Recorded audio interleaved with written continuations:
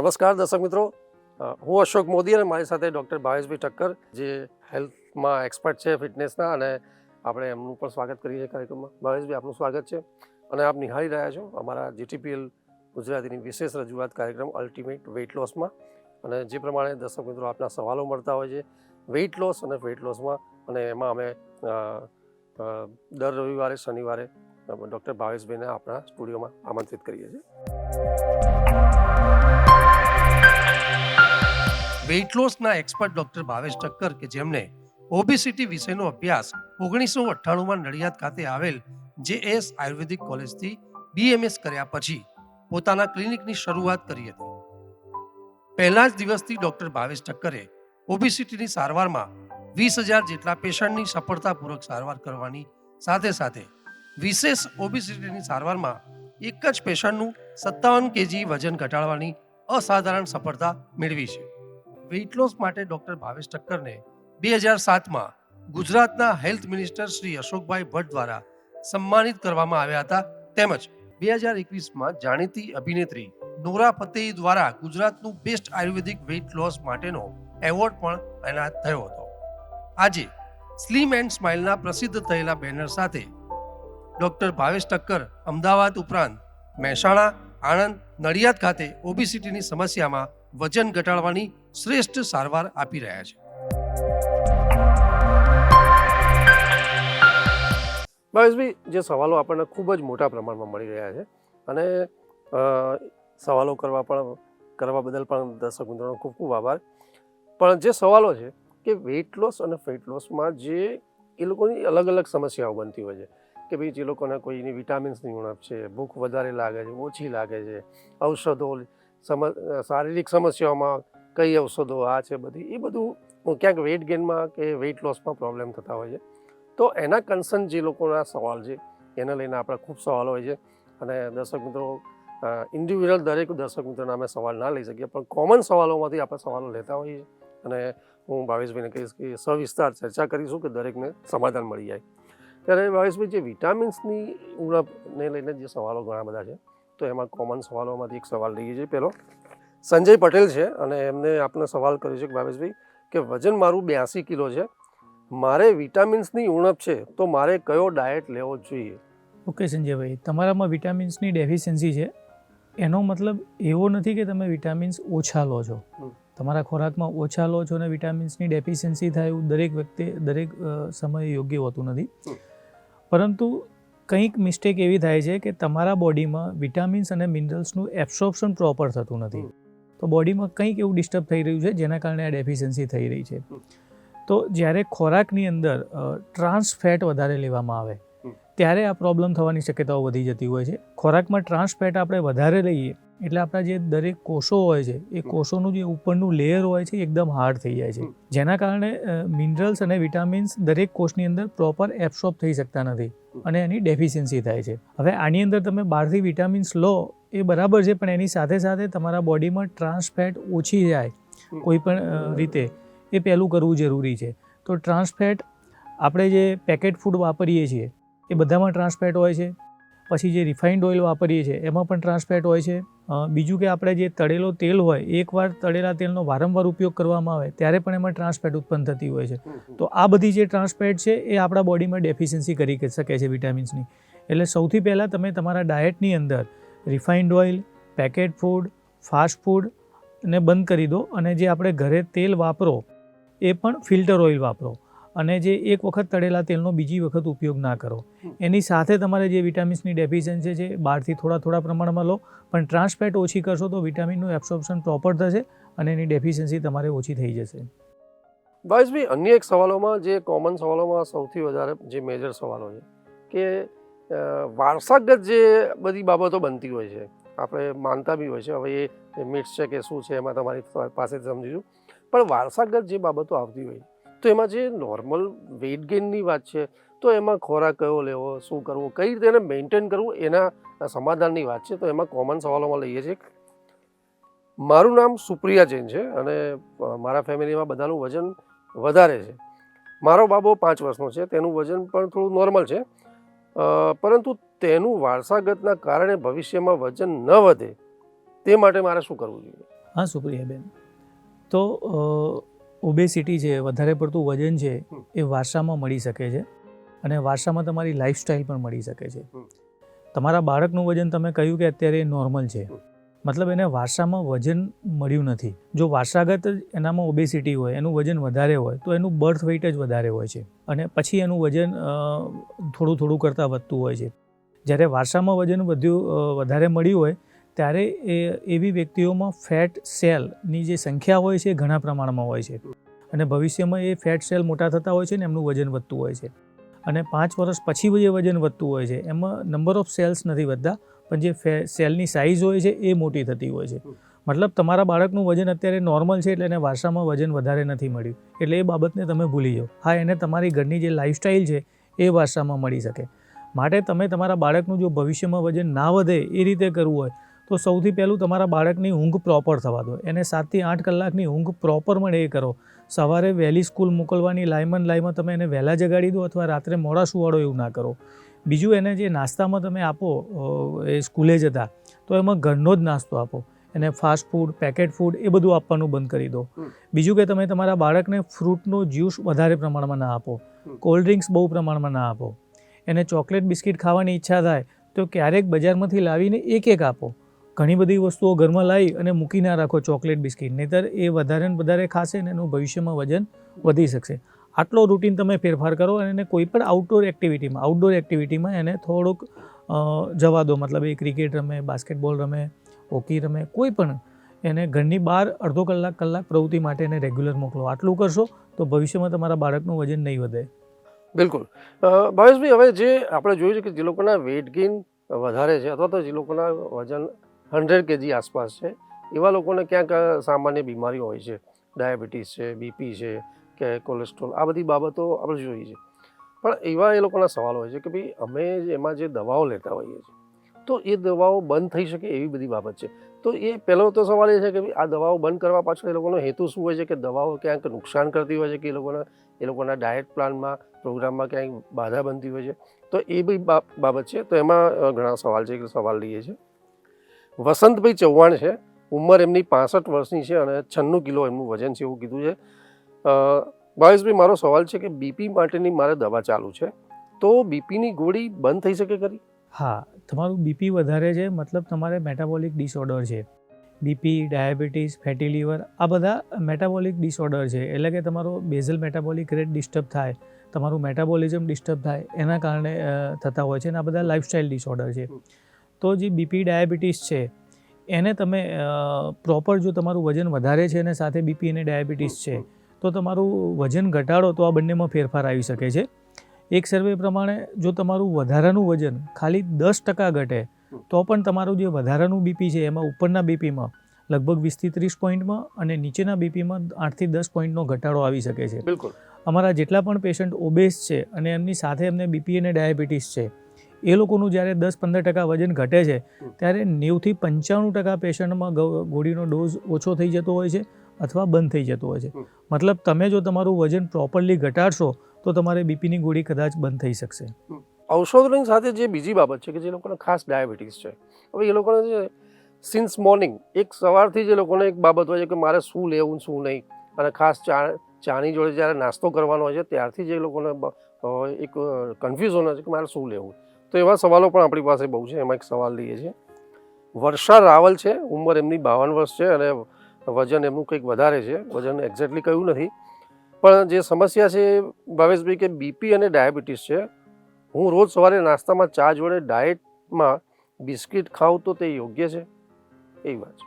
ઘણા બધા લોકો જે લોકોનું બીપી વધારે હોય, ડાયાબિટીસ હોય, વજન વધારે હોય, જે લોકો હેલ્થ કોન્શિયસ છે, એવા ઘણા બધા લોકો ડાયટ બિસ્કિટનો ઉપયોગ કરતા હોય છે. ડાયટ બિસ્કિટ અત્યારે માર્કેટમાં ઘણા બધા ઉપલબ્ધ છે, પરંતુ ડાયટ બિસ્કિટ, કોઈ પણ પ્રકારના જે બિસ્કિટ છે એની અંદર સોડિયમ બાયકાર્બોનેટ વધારે હોય છે. હવે સોડિયમ બાયકાર્બોનેટ બોડીમાં જ્યારે વધે ત્યારે તમારું બીપી વધારી શકે છે અને બોડીમાં કેલ્શિયમ એબ્સોર્પ્શન, કેલ્શિયમની ઉણપ પણ કરી શકે છે. હવે તમારી બેનની એજ પણ મોટી છે, એમને બીપી પણ છે અને ડાયાબિટીસ છે, એટલે મારી સલાહ એ છે કે તમે કોઈપણ જાતના બિસ્કિટનો ઉપયોગ ના કરો, ભલે એ ડાયટ બિસ્કિટ હોય, કારણ કે એના કારણે તમારું બીપી પણ કંટ્રોલમાં નહીં રહે અને આ એજમાં આમ પણ કેલ્શિયમની ડેફિશિયન્સી થતી હોય છે. અને વધારે પ્રમાણમાં બિસ્કિટ લેવામાં આવે તો સોડિયમ બાયકાર્બોનેટ બોડીમાં વધારે જશે, તો એનાથી કેલ્શિયમની ડેફિશિયન્સી વધારે વધશે.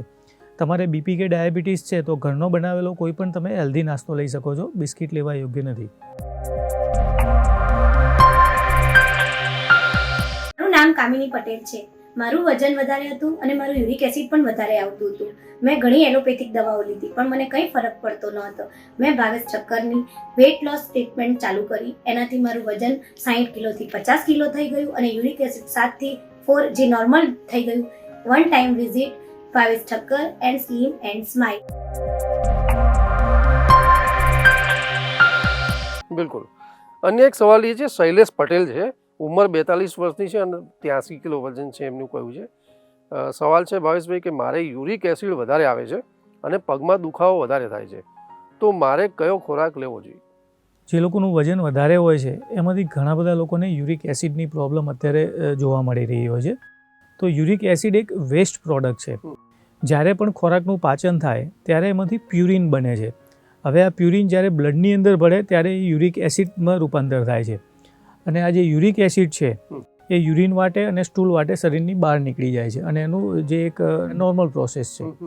પરંતુ જે લોકોનું લીવર ફંક્શન વીક હોય એ વધારે પ્રમાણમાં ફ્રૂટનો ઉપયોગ કરે, વધારે પ્રમાણમાં પ્રોટીનનો ઉપયોગ કરે, પ્રોટીન પાવડરનો ઉપયોગ કરે, ત્યારે એમનો ખોરાકનું પ્રોપર પાચન થતું નથી અને એમાંથી પ્યુરિન વધારે બને છે. પ્યુરિન વધારે બનવાથી એની અંદર બ્લડની અંદર યુરિક એસિડનું પ્રમાણ વધે છે અને યુરિક એસિડ આ જે વધે બન્યો હોય એ અમુક સાંધાઓમાં જઈ જમા થાય છે અને ત્યાં દુખાવો ઉત્પન્ન કરે છે, જેને આપણે ગાઉટ કહીએ છીએ. મતલબ તમારે યુરિક એસિડ છે તો તમારે પ્યુરિન વધે એવો બધો જ ખોરાક બંધ કરવો જોઈએ. તો તમારે તો એક તો ફ્રૂટ જ્યુસ બંધ કરવા જોઈએ, ફ્રૂટનો ઉપયોગ ખૂબ ઓછા પ્રમાણમાં કરવો જોઈએ, વાલ, વટાણા, ચણા, અડદ અને રાજમા આટલી વસ્તુઓ તમારે બને ત્યાં સુધી એનો ઉપયોગ ના કરવો જોઈએ અને પ્રોટીન પાવડર કોઈ પણ રીતે ના લેવો જોઈએ. સાથે તમે કોઈ પણ આયુર્વેદનું લીવર ટોનિક જમ્યા પછી લઈ શકો છો. આટલો તમે ફેરફાર કરશો અને તમારું વજન ઘટાડશો તો તમારા યુરિક એસિડમાં 100% ઘટાડો આવી શકશે. એક મુકેશ પૂજારા છે, એમને સવાલ કર્યો છે કે ભાવેશભાઈ કે મારી ઉંમર 53 વર્ષ છે, વજન 105 કિલો છે, મને હાઈ બીપી છે, તેના માટે રોજ બીટા કાર્ડ ગોળી લઉં છું. છેલ્લા 3 મહિનાથી હું વજન ઘટાડવા માટે જે પ્રોપર ડાયટ અને કસરત કરું છું, છતાં 3 મહિનામાં મારું 2 કિલો જ વજન ઘટ્યું છે, તો શું કરવું? બીપી માટેની જે દવાઓ ચાલુ હોય છે એ અલગ અલગ ગ્રુપની હોય છે. તમારે જે મુકેશભાઈ દવા ચાલુ છે બીપી માટેની એ બીટા બ્લોકર ગ્રુપની દવા ચાલુ છે. તમને જ્યારે પહેલી વખતે બીપી વધ્યું હશે ત્યારે તમે કોઈ ફિઝિશિયનનો કન્સલ્ટ કર્યો હશે અને ફિઝિશિયને તમારી કન્ડિશન જોઈ, તમારી હિસ્ટ્રી જોઈ અને આ ગ્રુપ નક્કી કર્યું હશે. હવે બીટા બ્લોકર એવું ગ્રુપ છે કે એના કારણે લાઇપોલિસિસ અટકે છે, મતલબ જે ચરબી છૂટી પડવાની પ્રોસેસ છે એ કંઈક અટકતી હોય છે. માટે જે લોકોને બીટા બ્લોકર ગ્રુપની દવાઓ ચાલુ છે બીપી માટેની, એ લોકો જ્યારે વજન ઘટાડવાનો પ્રયત્ન કરે ત્યારે કેટલાક પેશન્ટમાં વજન પ્રોપર ઘટતું હોતું નથી. તમે સિન્સિયરલી ડાયટ કરતા હોય, સિન્સિયરલી એક્સરસાઇઝ કરતા હોય, છતાં લાઇપોલિસિસ પ્રોપર થતું નથી, ચરબી છૂટી પડતી નથી, જેના કારણે આપણું વજન પ્રોપર ઘટતું નથી. માટે મારી સલાહ એ છે કે તમારે જે ફિઝિશિયનની દવા ચાલુ છે એનો તમે કન્સલ્ટ કરો અને એમને તમે ખાલી આ રીતે સમજાવો કે મને બીટા બ્લોકરની જગ્યાએ બીજું કોઈ ગ્રુપ એડવાઇસ કરે. જો એમને અનુકૂળ લાગશે તો આ બીટા બ્લોકરની જગ્યાએ કેલ્શિયમ ચેનલ બ્લોકર કે બીજું કોઈ ગ્રુપ તમને આની જગ્યાએ બદલી આપશે અને પછી તમે આ રીતે પ્રયત્ન કરશો તો તમારું વજન જલ્દી ઘટશે. અત્યારે બીટા બ્લોકર ચાલુ છે એટલે તમારે વજન ઘટવાનો રેશિયો બીજા બધા પેશન્ટ કરતાં થોડો જ રહેવાનો. બિલકુલ. ભાવેશભાઈ, હવે ઘણા બધા એવા સવાલો છે કે જે મસલ્સ પેઇન બોડીમાં હોય છે અથવા તો જોઈન્ટ પેઇન હોય છે અને જે લોકો જીમ કરતા હોય અથવા તો ઘરે એક્સરસાઇઝ જે કરતા હોય, તો એમાં કઈ એક્સરસાઇઝ કરવી જોઈએ વધારે? એવા બહુ સવાલો છે, કારણ કે એ લોકોને શું છે કે એક એક્સરસાઇઝ કરવી જોઈએ છે ફેટ લોસ માટે, પણ જોઈન્ટ પેઇન, મસલ્સ પેઇન આવા બહુ હોય છે, તો એમાં એ સમસ્યા વધારે ના થાય એની માટેના સવાલો બહુ છે. એમાં એક સવાલ લઈએ છે, મંજુલાબેન પટેલ છે, ઉંમર એમની 62 વર્ષ છે, 78 કિલો વજન છે અને સવાલ છે ભાવેશભાઈ કે મારા બંને પગમાં સખત દુખાવો થાય છે, હું ચાલી પણ શકતી નથી, તો વજન ઘટાડવા માટે મારે કઈ કસરત કરવી જોઈએ? પહેલું તો મંજુલાબેન, તમારે આટલું બધું વજન છે ને પગમાં દુખાવો છે એટલે પગ ઉપર ભાર આવે એવી કોઈ પણ પ્રકારની તમે એક્સરસાઇઝ ના કરો.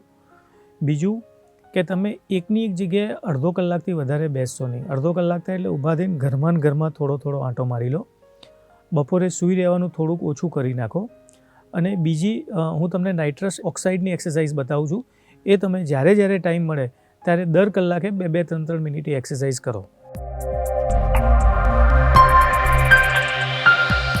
તો તમારે એક્સરસાઇઝ માટે આ રીતે સીધા ઊભા રહેવાનું છે. બંને પગ વચ્ચે 1 થી 1.5 ફૂટનું અંતર રાખવાનું. પછી બંને હાથ છે એના અંગૂઠાને અંદરની બાજુ દબાવી દો અને મુઠ્ઠી વાળી દો. પછી એક હાથને આગળ કરવાનો, બીજા હાથને આગળ કરવાનો. આ રીતે એક હાથ 40 વખત આગળ પાછળ થવો જોઈએ. એટલે બંને થઈને 80 ધીમે ધીમે કરવાનું છે. આ પહેલા દિવસે 40 વખત કરવાનું, પછી રોજ 5-5 વખત વધારતા જવાનું. એક એક્સરસાઇઝ આ કરવાની છે. બીજી એક્સરસાઇઝ સેમ પોઝિશનમાં ઊભા રહેવાનું છે, સેમ અંગૂઠો એ રીતે વાળી દેવાનો છે અને હાથનું સર્કલ બનાવવાનું છે. એટલે કે આગળ લાવી આખું સર્કલ 1, 2, 3 આ રીતે 20 વખત કરવાનું અને રોજ 5-5 વખત વધારતા જવાનું. જે ત્રીજા નંબરની એક્સરસાઇઝ છે એમાં સેમ પોઝિશનમાં ઊભા રહેવાનું છે. બંને હાથને ખભા ઉપર મૂકવાના છે, પછી હાથને ઊંચો કરવાનો છે. 1, 2, 3 આ 20 વખત કરવાનું છે. હાથ ઊંચો કરતી વખતે અહીંયા જર્ક ના આવવો જોઈએ. હાથને ધીમે ધીમે ઉપર નીચે કરવાના છે. આ પણ 20 વખત કરવાનું છે. પહેલા દિવસે 20 વખત, પછી રોજ 5-5 વખત વધારતા જવાનું છે. તો આ ત્રણેય એક્સરસાઇઝ કરતાં તમને 1.5 થી 2 મિનિટ લાગશે. તો દિવસમાં જ્યારે તમે ફ્રી છો ત્યારે આ એક્સરસાઇઝ કરવાની છે. દિવસમાં 5-7 વખત કરવાની છે. મારું નામ અજીતભાઈ પટેલ છે. હું મહેસાણા ખાતે રહું છું.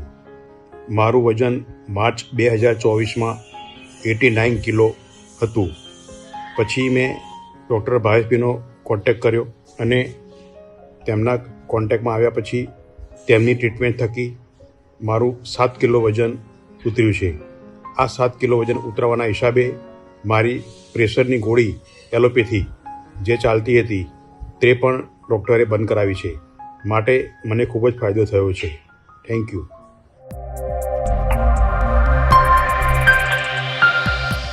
અન્ય એક સવાલ છે, વિજય અંતાણી છે ને એમનો હું પર્સનલી ખૂબ આભાર માનીશ કે એ સવાલ કદાચ મારો પણ છે.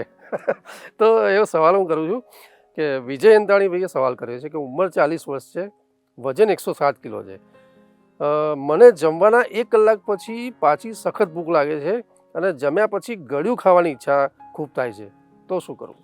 વિજયભાઈ, જો તમને જમ્યાના 1 કલાક પછી ભૂખ લાગી રહી છે અથવા જમ્યા પછી કંઈક ગળ્યું ખાવાની ઈચ્છા થઈ રહી છે તો લગભગ આ નોર્મલ વસ્તુ નથી. આને આપણે ઇન્સ્યુલિન રેઝિસ્ટન્સ કહી શકીએ કે બોડીની અંદર જ્યારે તમારું શુગર ફંક્શન વીક પડે ત્યારે તમને જમ્યા પછી તરત જ ભૂખ લાગતી હોય છે. જમ્યા પછી સ્વીટ ક્રેવિંગ્સ આવતા હોય છે. જનરલી તમે ખોરાક લો એના 3-4 કલાક પછી જ ભૂખ લાગવી જોઈએ. 1-1.5 કલાક પછી હજુ હોજરીમાં જ તમારો ખોરાક પડ્યો છે અને તમને ફરીથી ભૂખ લાગે છે, મતલબ એ ભૂખ નથી લાગતી, ક્રેવિંગ્સ આવે છે. એટલે આ નોર્મલ વસ્તુ નથી. આને તમે ઇન્સ્યુલિન રેઝિસ્ટન્સ તરીકે ગણી શકો. તમારું વજન પણ વધારે છે અને તમને આ સિમ્ટમ્સ પણ છે, તો 100% તમારામાં ઇન્સ્યુલિન રેઝિસ્ટન્સ હોઈ શકે. તો તમે ખાલી ફેરફાર આ રીતે કરો કે રોજ રાત્રે 10 થી 12 દાણા બદામના પલાળી અને સવારમાં નરણા કોઠે ખાઈ જવાના. બંને ટાઈમ જમ્યા પહેલાં એપલ સાઇડર વિનેગર 1 ગ્લાસ પાણીમાં 1 ચમચી બરાબર હલાવી અને પી જવાનું. જમ્યા પછી 1 ચમચી તલ અથવા અળસી લો. જમવાની અંદર તમે પેકેટ ફૂડ, મીઠાઈઓ, કોલ્ડ ડ્રિંક્સ એ બધું બંધ કરી દો. અને આવી જ્યારે ક્રેવિંગ્સ આવે, તમને સખત ભૂખ લાગી હોય જમ્યા પછી અથવા ગળ્યું ખાવાની ઈચ્છા થાય, ત્યારે શેકેલા ચણા, બદામ, અખરોટ અથવા પિસ્તા આ બધામાંથી કોઈ પણ એક વસ્તુ 1-1 પીસ કરીને ખાઓ. આ રીતે તમે થોડા દિવસ કરશો એટલે તમને ક્રેવિંગ્સ બંધ થઈ જશે. જમ્યા પછી જે સખત ભૂખ લાગતી હોય કલાક પછી એ પણ બંધ થઈ જશે. અને છતાં પણ જો તમને આ રીતે કરવાથી ભૂખ બંધ ના થતી હોય તો બંને ટાઈમ જમ્યા પહેલાં 1-1 ચમચી ઈસબગુલ એડ કરો. આટલું તમે 10-15 દિવસ કરશો એટલે તમને જે ખોટી ભૂખ લાગતી હશે એ બંધ થઈ જશે. ભાવેશભાઈ, આપનો આભાર કે આ સવાલ ક્યાંક મારો પણ હતો. નેક્સ્ટ સવાલ લઈએ છીએ કે નામ પ્રશાંત પટેલ છે અને અગાઉના વિડીયોમાં આપણે કહ્યું હતું કે મોટાભાગના રોગો થવાનું કારણ ઇન્સ્યુલિન રેઝિસ્ટન્સ હોય છે. તો આ ઇન્સ્યુલિન રેઝિસ્ટન્સ કોને ચેક કરવું જોઈએ અથવા તો ચેક કરાવવાની જરૂર પડે? તો અત્યારે જે લાઇફસ્ટાઇલ ડિસઓર્ડર થઈ રહ્યા છે, જે મેટાબોલિક ડિસઓર્ડર છે, BP, diabetes, fatty liver, high cholesterol, heart problem, આ બધા થવાનું મેઇન રીઝન છે ઇન્સ્યુલિન રેઝિસ્ટન્સ. અત્યારે મોટાભાગના લોકો ખાલી સુગરનો બ્લડ શુગર કરાવતા હોય છે, પણ બ્લડ શુગર તમારે ઇન્સ્યુલિન રેઝિસ્ટન્સ હોય તો પણ એ નોર્મલ જ આવી શકે છે.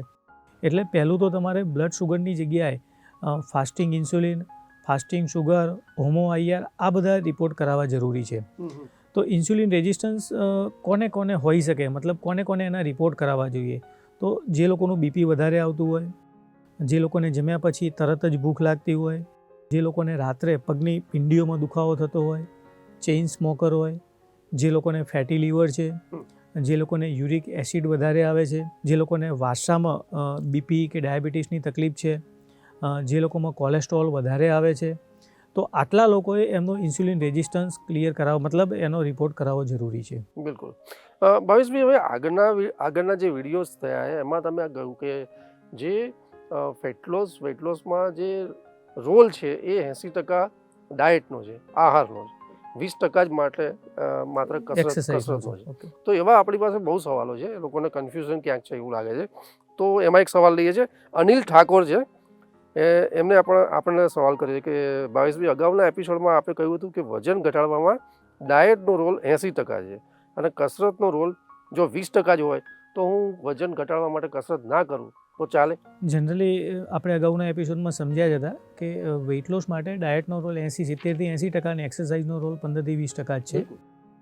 તમે એક્સરસાઇઝ ના કરો તો પણ તમારું વજન ગ્રેજ્યુઅલી થોડું થોડું ઉતરવાનું જ છે. પણ વજન ઘટાડવા માટે એક્સરસાઇઝ આમ જરૂરી પણ છે, કારણ કે એક્સરસાઇઝ જ્યારે તમે કરો ત્યારે એ ડાયરેક્ટ વેઇટ લોસ કરતી નથી, પરંતુ એક્સરસાઇઝ કર્યા પછી તમારા ફેટ બર્નિંગ હોર્મોન્સ એક્ટિવેટ થતા હોય છે. એટલે એક્સરસાઇઝ કર્યાના 24-48 કલાક પછી પણ આપણું વજન સારી રીતે ઘટતું હોય છે.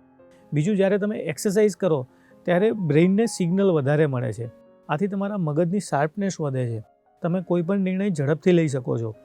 અને એક્સરસાઇઝ કરવાથી બોડીની ફિટનેસ વધે છે, મસલ્સની તાકાત વધે છે અને બોડીમાં હેપી હોર્મોન્સ રિલીઝ થતા હોય છે. તો આ બધા હોર્મોન્સ જ્યારે રિલીઝ થાય એટલે તમે ડાયટને ઇઝીલી ફોલો કરી શકો છો.